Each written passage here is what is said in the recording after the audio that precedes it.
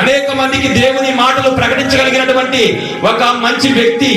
అలాంటి నయోమి రొట్టెల ఇల్లులో శ్రమ వస్తుందని, శ్రమ కలిగిందని ఎక్కడికి వెళ్ళింది? మోయాబు ప్రాంతానికి వెళ్ళింది. మోయాబు అంటే అది పాడైపోయినటువంటి ప్రదేశం. మోయాబు అంటే అది చేదైనటువంటి ప్రదేశం.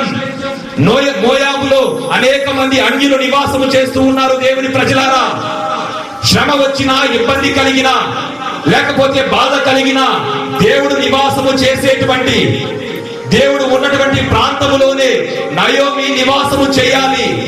అయితే రొట్టెల ఇల్లులో, ఆమె ఉండే ప్రాంతములో ఏదో శ్రమ కలిగిందని ఏం చేసింది? ఆ ప్రాంతాన్ని వదిలిపెట్టి వెళ్ళిపోయింది. దేవునికి దూరం అయిపోయింది. మోయాబు ప్రాంతానికి వెళ్ళి అన్యులతో కుమారులకి వివాహం జరిగించింది. మోయాబు ప్రాంతానికి వెళ్ళి అన్యులతో కుమారులకి వివాహం జరిగించింది.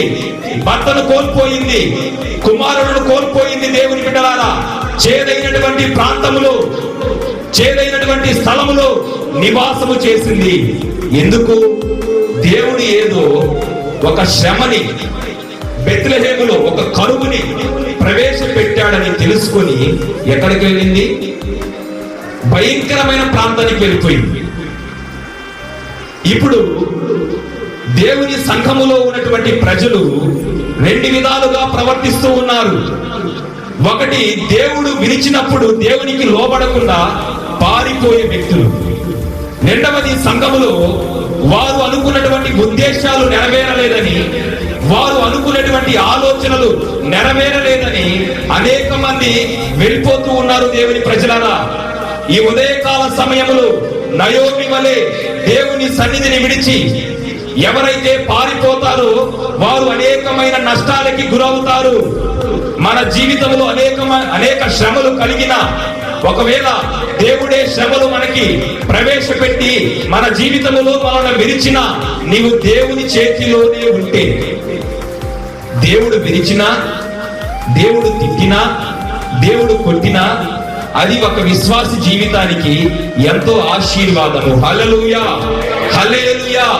దేవుని ప్రజలారా, భక్తుడైనటువంటి పౌలు గారు అనేకమైన శ్రమలు అనుభవించాడు. బహుగా విరవబడ్డాడు పౌలు, బహుగా శోధించబడ్డాడు. అనేక మంది కొట్టారు. దేవుడు పౌలు గారిని పలు విధాలుగా విరిచాడు. అయినా పౌలు గారు అంటాడు, ఇదిగో నేను పొందుకున్నటువంటి శ్రమలు స్వల్పం. అర్థమైందా? నేను పొందుకున్నటువంటి శ్రమలు స్వల్పం. పౌలు గారు ఎలాంటి శ్రమలు అనుభవించాడంటే, చిన్న చిన్న శ్రమలు కాదండి, చిన్న శ్రమలు కాదు. పౌలు గారిని ప్రేమించినటువంటి అనేక మంది బిడ్డలు, అయ్యా నీవు యెరూషలేములోనికి వెళ్ళొద్దు, వినాలి నా మాటలు, నీవు యెరూషలేములోనికి వెళ్ళొద్దు, యెరూషలేములోనికి వెళితే నిన్ను చంపేస్తారు. పౌలు గారిని ప్రేమించినటువంటి బిడ్డలు, దేవుని ప్రజలు పౌలు గారితో మాట్లాడితే పౌలు గారు అంటారు, అవి నాకు స్వల్పము, అవి నాకు చిన్నవి, నేను ప్రాణాలు కోల్పోయేటువంటి పరిస్థితులు నాకు ఎదురుపడిన క్రీస్తు యేసు కోసము నేను ప్రాణాలు పెట్టడానికి కూడా సిద్ధముగా ఉన్నాను.